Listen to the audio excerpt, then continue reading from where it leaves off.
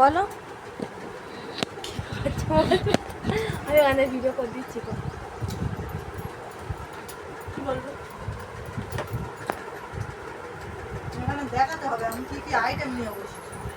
দেখি বললে হবে? দেখা যাচ্ছে কি দেখা যায় না, বলতো না সব কিছু কাজা তো। বলো আর আমি তো কি, দেখতে পাচ্ছি না। তুমি বলো। আমি কি বলবো? ওখানে দাদার ভাত থাকে, তোমার সেই পেছনে কুলার পর্যন্ত সব দেখা যাচ্ছে, স্ট্যান্ড ট্যান্ড সব। ঠিক আছে দেখো, আমার বর খেতে খেতে ভাত ছেড়ে উঠে গেল। পেট ভাত খাবে না, খাবার খেতে বসার কোনো দরকার ছিল? তাও বসেছিল, এক ডাল ভাত খেয়ে উঠে পড়লো।